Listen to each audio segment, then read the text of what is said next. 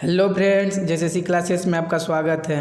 Friends, अगर आप JSSC CGL, Jharkhand TET, Jharkhand उत्पाद पुलिस, रेलवे एनटीपीसी सीपीटी या ग्रुप डी का तैयारी कर रहे हैं तो इस चैनल को जरूर सब्सक्राइब कर लीजिए। इस चैनल पर आप लोगों को मैथ्स और साइंस का बेस्ट वीडियो लेक्चर मिलेगा और साथ ही जो झारखंड उत्पाद पुलिस में जो नागपुरी का सिलेबस है तो सिलेबस को फ्री में कंप्लीट कराया जा रहा है। तो आप लोग चैनल के साथ बने रहिए, एकदम इंपॉर्टेंट चीज़ आपको दिया जाएगा जो कि आपके सिलेबस को कोडिंग और एग्जाम ओरिएंटेड होगा। फ्रेंड्स, हम लोग मैथ्स में घात एवं घातांक कर रहे हैं जिसका 2 लेक्चर हो चुका है, ठीक है, जिसमें आप लोगों को घात एवं घातांक को सोल्व करने का बेस्ट मेथड बताया गया है। अगर आप लोग नहीं देखें तो जाके वीडियो को देखिए, लिंक डिस्क्रिप्शन में दिया हुआ है। और साइंस का हम लोग प्रैक्टिस सेट कर रहे हैं जिसमें हम लोग 2 प्रैक्टिस सेट कर चुके हैं। 20-20 क्वेश्चन होता है, लेकिन 20 क्वेश्चन में हम लोग जो ऑप्शंस में होते हैं उन सभी को कवर करते हैं तो हम लोगों का एक वीडियो में 50 से 60 चीज़ क्लियर हो जाता है, ठीक है। तो आप लोग वीडियो के साथ बने रहिए और वीडियो का भरपूर फ़ायदा लीजिए, ठीक है, और चैनल को एकदम सब्सक्राइब कर लीजिए। आज हम लोग का ये प्रैक्टिस सेट 3rd होगा साइंस का, ठीक है। तो चलिए शुरू करते हैं, जिसमें पहला प्रश्न है कि वह लेंस जो किरणें एकत्रित करता है उस लेंस को क्या कहते हैं। देखिए, ये बहुत इंपॉर्टेंट क्वेश्चन है, ठीक है। तो जितना भी क्वेश्चन सेट किया है, 20 क्वेश्चन सेट किया गया है, तो सभी बहुत इंपॉर्टेंट है जब आपके सिलेबस को कोडिंग और एग्जाम ओरिएंटेड है, ठीक है। तो आप लोग एकदम अंत तक वीडियो को देखिए और आप लोग कितना कर पाते हो खुद से देखिए, ठीक है। तो क्वेश्चन क्या है कि वह लेंस जो किरणें एकत्रित करता है उस लेंस को क्या कहते हैं। ऑप्शन ए है अभिसारी लेंस, बी है अपसारी लेंस, सी है प्लानो लेंस और डी है मेनिस्कस लेंस। तो इसका करेक्ट आंसर क्या होगा? तो इसका करेक्ट आंसर होगा अभिसारी लेंस। अभिसारी लेंस क्या होता है? तो अभिसारी लेंस को ही उत्तल लेंस बोला जाता है, याद रखिएगा, ठीक है। और उत्तल लेंस जो है वह किरणों को एकत्रित करती है। तो अपसारी लेंस क्या किसको कहते हैं? तो जो अवतल लेंस होता है उसको अपसारी लेंस कहा जाता है। और अवतल लेंस का प्रयोग अवतल लेंस का प्रयोग किस आँख का किस दोष में किया जाता है? तो निकट दृष्टि दोष में अवतल लेंस यानी अपसारी लेंस का प्रयोग किया जाता है और उत्तल लेंस का प्रयोग किया जाता है दूरदृष्टि के लिए, ठीक है। तो इस क्वेश्चन से आप लोगों को इतना चीज़ मिल रहा है। चलिए नेक्स्ट क्वेश्चन करते हैं कि लहसुन की अभिलाक्षणी गंध का कारण है। देखिए, ये बहुत ही इंपॉर्टेंट क्वेश्चन है और प्रीवियस एग्जाम में पूछा हुआ है, ठीक है। तो इस टाइप का क्वेश्चन बनता है, वनडे एग्जाम का ये बेस्ट क्वेश्चन है, फेवरेट क्वेश्चन है, ठीक है। तो आप लोग अंत तक बने रहिए, इसी टाइप का क्वेश्चन को सेट किया गया है। तो लहसुन की अभिलाक्षणी गंध का क्या कारण है? तो ऑप्शन ए है क्लोरो यौगिक, बी है सल्फर यौगिक, सी है फ्लोरीन यौगिक और डी है एसिटिक अम्ल। तो लहसुन में जो गंध होता है वह किसके कारण होता है, किस यौगिक के कारण?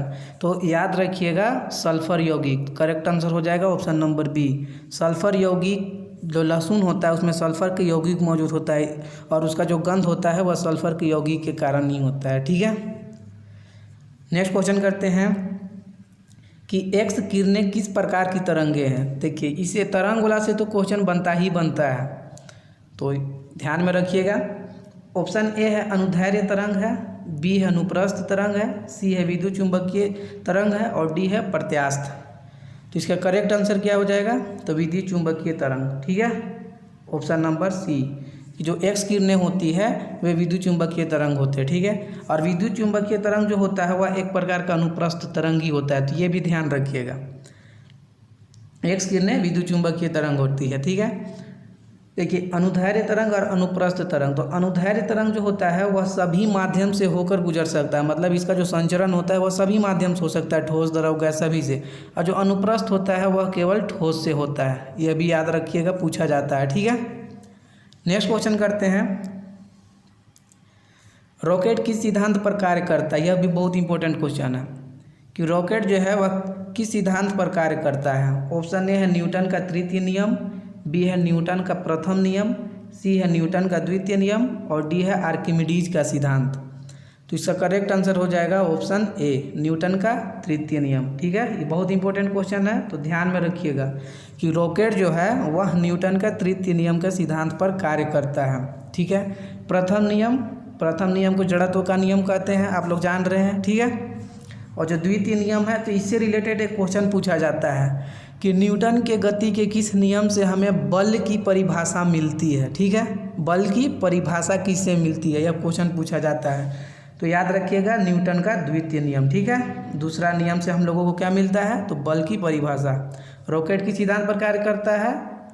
तो न्यूटन का तृतीय नियम। और आर्किमिडीज का सिद्धांत क्या है? तो आर्किमिडीज का सिद्धांत तो जो प्लवन होता है द्रव में, किसी पदार्थ को मतलब जैसे द्रव में डुबाते हैं तो क्यों उफल जाता है, तो इस जो उससे उसका जो सिद्धांत है वो आर्किमिडीज का सिद्धांत दिया था, तो उसके भार पर डिपेंड करता है। ठीक है, नेक्स्ट क्वेश्चन करते हैं। जो आर्द्रता होता है उसको निम्न में से किस उपकरण से मापा जाता है? ऑप्शन ए है थर्मोस्टेट, बी है पायरोमीटर, सी है हिप्सोमीटर और डी है हाइग्रोमीटर। तो ये भी इंपॉर्टेंट क्वेश्चन है। तो इसका करेक्ट आंसर क्या होगा? तो इसका करेक्ट आंसर होगा ऑप्शन नंबर डी, हाइग्रोमीटर। जो हाइग्रोमीटर होता है उससे आर्द्रता मापा जाता है। ठीक है, कंफ्यूज मत कीजिएगा, ये हाइग्रोमीटर है और एक होता है हाइड्रोमीटर, एक होता है हाइड्रोमीटर। ठीक है, तो आप लोग कंफ्यूज मत कीजिएगा। जो आर्द्रता होता है उसको मापा जाता है हाइग्रोमीटर, और जो जल का अपेक्षिक घनत्व होता है वह मापा जाता है हाइड्रोमीटर से। तो हाइग्रोमीटर और हाइड्रोमीटर दोनों में कंफ्यूज मत होइएगा। ठीक है, दोनों कंफ्यूजन है और ऑप्शन में ऐसे ही देगा। पायरोमीटर से क्या मापा जाता है? तो पायरोमीटर से जो हाई टेम्परेचर होता है उसको मापा जाता है, जैसे सूर्य का तापमान, तो पायरोमीटर से मापा जाता है।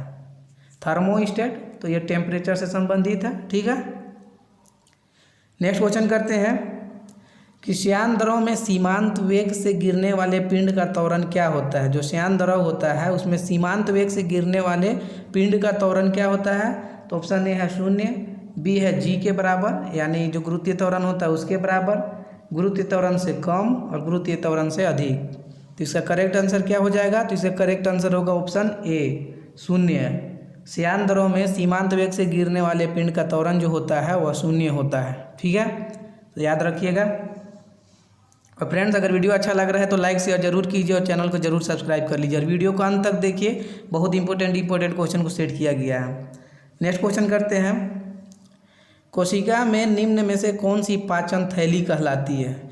कोशिका का जितना भी पार्ट होता है उसमें से कौन उसका पाचन थैली कहलाता है? ऑप्शन ए है गोल्जी कॉय, बी है माइटोकॉन्ड्रिया, सी है राइबोसोम और डी है लाइसोसोम। तो इसका करेक्ट आंसर क्या होगा? तो इसका करेक्ट आंसर होगा ऑप्शन नंबर डी, लाइसोसोम। जो लाइसोसोम होता है उसको कोशिका का पाचन थैली कहा जाता है। ठीक है, और कोशिका का आत्महत्या की थैली भी किसको कहा जाता है? तो लाइसोसोम को ही कहा जाता है, इसको कहा जाता है। और एक आत्महत्या की थैली, याद रखिएगा। ठीक है, ये भी पूछा जाता है, आत्महत्या की थैली भी बोला जाता है। ठीक है, माइटोकॉन्ड्रिया, इससे रिलेटेड एक क्वेश्चन है, क्या बनता है कि माइटोकॉन्ड्रिया, ये तो श्वसन, जो कोशिका का श्वसन पार्ट जो होता है वो माइटोकॉन्ड्रिया होता है, माइटोकॉन्ड्रिया में ही श्वसन होता है। ठीक है, ऊर्जागर भी बोला जाता है माइटोकॉन्ड्रिया को। और एक रिलेटेड क्वेश्चन यह भी बनता है इससे कि इसकी खोज किसने किया था? तो याद रखिएगा, अल्टमैन इसका खोज किया था, ये भी क्वेश्चन बनता है। ठीक है, अल्टमैन। और जो कार्बनिक पदार्थों का ऑक्सीकरण होता है कोशिका में, तो यही होता है, माइटोकॉन्ड्रिया में ऑक्सीकरण होता है। ठीक है, और माइटोकॉन्ड्रिया से और एक रिलेटेड क्वेश्चन यह भी बनता है, जैसे जो डीएनए होता है तो डीएनए कोशिका का न्यूक्लियस में पाया जाता है, लेकिन क्वेश्चन यह बनता है कि डीएनए जो होता है वह न्यूक्लियस के अलावा कोशिका के किस पार्ट में पाया जाता है? तो माइटोकॉन्ड्रिया में पाया जाता है। याद रखिएगा कि डीएनए इसमें पाया जाता है। ठीक है, एक हो गया राइबोसोम। राइबोसोम जो होता है यह आरएनए और प्रोटीन का बना होता है, और प्रोटीन का जो संश्लेषण होता है कोशिका में वह राइबोसोम में ही होता है, इसलिए इसको प्रोटीन की फैक्ट्री बोला जाता है। याद रखिएगा, प्रोटीन की फैक्ट्री।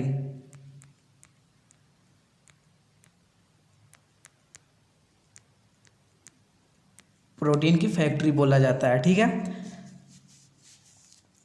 इसका करेक्ट आंसर क्या होगा? ऑप्शन ए, इसका ऑप्शन डी, लाइसोसोम। ठीक है, नेक्स्ट क्वेश्चन करते हैं कि कमरे के तापमान पर मेथेनॉल एवं इथेनॉल की भौतिक अवस्था क्रमशः है। ऑप्शन ए है वाष्पशील द्रव एवं गैस, बी है गैस एवं वाष्पशील द्रव, सी है द्रव एवं ठोस और डी है ठोस एवं वाष्पशील द्रव। तो इसका करेक्ट आंसर क्या हो जाएगा? ऑप्शन नंबर बी, गैस एवं वाष्पशील द्रव। जो कमरे का तापमान होता है उसमें मेथेनॉल जो होता है वह एक गैस के रूप में होता है, और जो एथेनॉल होता है वह वाष्पशील द्रव के रूप में होता है। मेथेनॉल का फॉर्मूला क्या होता है? तो इसका होता है CH3OH, ये हो गया मेथेनॉल। और एथेनॉल क्या होगा? तो C2H5OH। ठीक है। नेक्स्ट क्वेश्चन करते हैं कि पेप्सिन पाचन करता है, पेप्सिन जो एंजाइम होता है वह किसका पाचन करता है? ऑप्शन ए है उदर में प्रोटीनों का, मतलब पेट में प्रोटीनों का, बी है मुंह में कार्बोहाइड्रेट का, सी है ग्रहणी में वसा का, और डी है क्षुद्रांत में खनिज पदार्थों का। इसका करेक्ट आंसर क्या होगा? तो इसका करेक्ट आंसर होगा उदर में प्रोटीनों का, ऑप्शन ए। देखिए पेट में दो एंजाइम होता है और एक एसिड होता है, HCl एसिड आप लोग जान रहे हैं, और पेप्सिन और रेनिन एंजाइम बनता है। ठीक है, उदर में। तो रेनिन एंजाइम जो होता है वह दूध का पाचन करता है, और पेप्सिन एंजाइम जो होता है, जो हमारा क्वेश्चन में भी है, तो पेप्सिन एंजाइम होता है वह भोज्य पदार्थों में उपस्थित जो प्रोटीन होता है उसका पाचन करता है। ठीक है। मुंह में कार्बोहाइड्रेट का पाचन, देखिए कार्बोहाइड्रेट का पाचन तो मुंह से ही शुरू होता है। ठीक है। और मुंह में एमाइलेज एंजाइम जो होता है वह इसका पाचन करता है। ठीक है। पूरा पाचन मुंह में नहीं होता है, वो आगे और प्रोसेस होता है। ठीक है। तो बायोलॉजी में इसको हम लोग अच्छे से पढ़ेंगे। नेक्स्ट क्वेश्चन करते हैं कि भोपाल गैस त्रासदी किसके रिसाव से हुई थी? ऑप्शन ए है मिथाइल आइसोसाइनाइड, बी है पोटेशियम आइसोथायोसाइनेट, सी है सोडियम आइसोथायोसाइनेट, और डी है एथिल आइसोथायोसाइनेट। तो इसका करेक्ट आंसर क्या होगा? ऑप्शन नंबर है मिथाइल आइसोसाइनाइड। ठीक है, ऑप्शन ए। ये पूछा जाता है कब हुआ था? तो 1984 में भी, मई 1984, याद रखिएगा, भोपाल गैस त्रासदी। ठीक है। और मिथाइल आइसोसाइनाइड। नेक्स्ट क्वेश्चन करते हैं कि वायु प्रदूषण के विश्वसनीय संकेतक है। ऑप्शन ए है हरी शैवाल तथा जलीय लीवर वाटर वर्ड्स, बी है फर्न तथा साइकस, सी है लाइकेन तथा मॉस, और डी है नीम तथा आम। तो इसका करेक्ट आंसर क्या हो जाएगा? तो इसका करेक्ट आंसर हो जाएगा ऑप्शन नंबर सी, लाइकेन तथा मॉस। ठीक है। जो वायु प्रदूषण के संकेतक होते हैं वह लाइकन तथा मॉस होते हैं। यह भी बहुत इंपॉर्टेंट क्वेश्चन है, इस टाइप का क्वेश्चन भी बनता है पर्यावरण से रिलेटेड। ठीक है, तो ध्यान रखिएगा। नेक्स्ट क्वेश्चन करते हैं, कोयले की खदानों में उपस्थित जहरीली गैसें हैं। जब कोयले की खदान होता है तो उसमें कौन सी गैसें जहरीली होती है? ठीक है। ऑप्शन ए में दिया है आपका ब्रोमीन गैस, बी है H2Cl2 गैस, ऑप्शन सी है कार्बन मोनोऑक्साइड और मीथेन गैस, और ऑप्शन डी है PO2 गैस। तो इसका करेक्ट आंसर क्या होगा? तो करेक्ट आंसर आप लोगों का होगा option number C, carbon monoxide एवं मीथेन गैस। ठीक है, करेक्ट आंसर होगा। तो याद रखिएगा कि कोयले के खदानों में कौन जहरीली गैस पाई जाती है? तो कार्बन मोनोऑक्साइड और मीथेन। नेक्स्ट क्वेश्चन करते हैं, डॉक्टर हरगोविंद खुराना द्वारा सर्वप्रथम कृत्रिम जीन संश्लेषण कब किया गया था? इस टाइप का क्वेश्चन भी आप लोगों को देगा। ठीक है, एकदम पूछा जाता है। तो इसका ऑप्शन ए है 1973, बी है 1980, सी है 1985, और डी है 2000। ठीक है। पहली बात तो इसमें याद रखना है डॉक्टर हरगोविंद खुराना, कृत्रिम जीन का संश्लेषण, यह भी याद रखना है। और इसका करेक्ट आंसर क्या होगा? 1973। ठीक है। मिलान में पूछ देगा कि डॉक्टर हरगोविंद खुराना किससे संबंधित है, और सामने रहेगा कृत्रिम जीन संश्लेषण। ठीक है, तो याद रखिएगा। और कब ये किए थे, कब ये संश्लेषित किए थे? तो 1973 में, याद रखिएगा। ठीक है। नेक्स्ट क्वेश्चन करते हैं, गोताखोरों द्वारा श्वसन के लिए प्रयुक्त किए जाने वाले गैस सिलेंडर में किस गैस को मिलाया जाता है? जो गोताखोर होते हैं तो उनका जो वायु का सिलेंडर होता है उसमें कौन सा गैस मिलाया जाता है? तो ऑप्शन ए है जेनॉन, बी है आर्गन, सी है क्रिप्टॉन, और डी है हीलियम। तो इसका करेक्ट आंसर क्या होगा? इसका करेक्ट आंसर होगा ऑप्शन नंबर डी, हीलियम। जो गोताखोर होते हैं उनका जो वायु का सिलेंडर होता है, ऑक्सीजन का सिलेंडर, उसमें हीलियम मिलाया जाता है। ठीक है, दबाव कम बनाने के लिए। ठीक है। नेक्स्ट क्वेश्चन करते हैं, किसी तत्व के रासायनिक गुण निम्न में से कौन तय करता है? ऑप्शन ए है प्रोटॉनों की संख्या, बी है इलेक्ट्रॉनों की संख्या, सी है न्यूट्रॉनों की संख्या, और डी है उपयुक्त सभी। तो इसका करेक्ट आंसर क्या हो जाएगा? ऑप्शन नंबर बी, इलेक्ट्रॉनों की संख्या। जो किसी पदार्थ का या तत्व का जो रासायनिक गुण होता है वह कौन तय करता है? तो जो इलेक्ट्रॉनों की संख्या होती है वह तय करता है। ठीक है। किसी भी तत्व में परमाणु में जो होता है वो प्रोटॉन और इलेक्ट्रॉन बराबर होते हैं, और प्रोटॉन और न्यूट्रॉन का जो कुल जोड़ होता है वह क्या होता है, तो प्रोटॉन और न्यूट्रॉन का जो कुल जोड़ होता है वह होता है आपका द्रव्यमान संख्या। ठीक है, द्रव्यमान संख्या होता है। अब प्रोटॉनों की संख्या को ही परमाणु संख्या कहते हैं। नेक्स्ट क्वेश्चन करते हैं कि निम्न में से कौन सा तत्व सर्वाधिक विद्युत ऋणात्मक है। ये क्वेश्चन भी बार बार एग्जाम में पूछा जाता है। ऑप्शन ए है फ्लोरीन, बी है सोडियम, सी है क्लोरीन, डी है ऑक्सीजन। तो इसका करेक्ट आंसर क्या हो जाएगा, इसका करेक्ट आंसर होगा ऑप्शन ए फ्लोरीन। ठीक है, तो याद रखिएगा फ्लोरीन सबसे विद्युत ऋणात्मक है। नेक्स्ट क्वेश्चन करते हैं, सफ़ेद फास्फोरस को किस दरों में रखते हैं। ऑप्शन ए है जल, बी है केरोसिन, सी है एथिल एल्कोहल और डी है क्लोरोफॉर्म। तो इसका करेक्ट आंसर क्या हो जाएगा, तो इसका करेक्ट आंसर होगा ऑप्शन नंबर ए जल। देखिए फास्फोरस दो प्रकार का होता है, लाल फास्फोरस और सफ़ेद फास्फोरस। यहाँ सफ़ेद फास्फोरस का बात हुआ है और सफ़ेद फास्फोरस बहुत अभिक्रियाशील होता है, इसलिए इसको जल में डुबो कर रखा जाता है। केरोसिन के तेल में किसको रखा जाता है, मिट्टी का तेल में, तो सोडियम पोटेशियम आप लोग जान रहे हैं। ठीक है, क्लोरोफॉर्म इसका फॉर्मूला आप लोगों को पूछेगा, क्लोरोफॉर्म तो याद रखिएगा CHCl3 क्लोरोफॉर्म। ठीक है, और एथिल एल्कोहल का इसका फॉर्मूला क्या होगा, C2H5OH। तो ये सब याद रखिएगा। ठीक है, वनडे एग्जाम में ये सब बहुत क्वेश्चन बनता है। नेक्स्ट क्वेश्चन करते हैं, सर्वाधिक आयनन ऊर्जा वाला तत्व है। ऑप्शन ए है हीलियम, बी है बेरियम, सी है नाइट्रोजन और डी है फ्लोरीन। इसका करेक्ट आंसर क्या हो जाएगा, इसका करेक्ट आंसर होगा ऑप्शन नंबर ए हीलियम। जो सर्वाधिक आयनन ऊर्जा होता है वह कौन सा गैस का होता है, पीरियोडिक टेबल में इस क्वेश्चन को पूछा जाएगा आप लोग उस चैप्टर से, तो आप लोग हीलियम बताइएगा। ठीक है, कि हीलियम का जो आयनन ऊर्जा होता है वह सबसे अधिक होता है। नेक्स्ट क्वेश्चन करते हैं, निम्नलिखित में से कौन सी प्रघटना यह निर्णय लेने में सहायक होती है कि प्रकाश एक अनुप्रस्थ तरंग है। ऑप्शन ए है विवर्तन, बी है ध्रुवीकरण, सी है अपवर्तन, डी है व्यतिकरण। तो इसका करेक्ट आंसर क्या होगा, ऑप्शन नंबर बी ध्रुवीकरण।